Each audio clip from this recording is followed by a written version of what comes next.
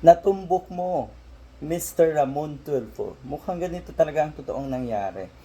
At mukhang etong si Pia Cayetano, dalawa lang daw yan, pwedeng tanga ka talaga or nagtatanga-tangahan ka na lang.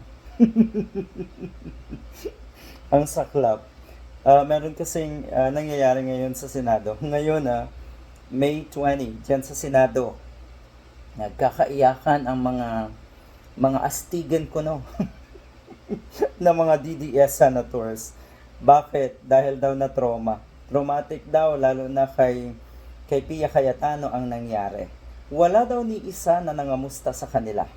Sino ba yung ni isa? Doon daw sa mga minority black senators, wala daw ni isa na nangamusta kung sila ay okay ba pagkatapos ng putukan na yan. Oh, patawa ka te, sabi ng isa. Grabe ang entitlement mo. Bakit ka kakamustahin ang mga taong pasimuno ng gulo para lang makaiwas sa pag-aresto ng kaalyadong si Bato? Choice nyo lahat yan. Lahat ng ginawa nyo. Kaya huwag kayong magmalinis. Hindi obligasyon ng taong bayan na kamustahin o kahit ng iba pang mambabatas na kamustahin kayo. Ang drama nyo. Hindi yan kakagat sa takilya dahil bulok na ang style nyo. Correction lang kakagatin pa rin yan ng mga diehard. Maniwala kayo. Pero kasi yung kumakagat sa mga ganitong klaseng drama ay yung mga tanga nating kababayan. So tama, totoo, mukhang either sadyang tanga na etong si Pia Cayetano or nagtatanga-tangahan.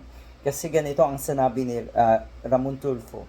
Hindi kaya alam ng butihing senadora na ang kanyang kapatid na si Senate President Alan Peter Cayetano ang may pakana ng kaguluhan. Alam mo yan.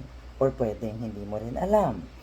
So sa puntong yan, hindi mo na ramdaman. Hindi mo na imagine na ito ay gawa ng kapatid mo. So posible talagang nagtatanga-tangahan ka.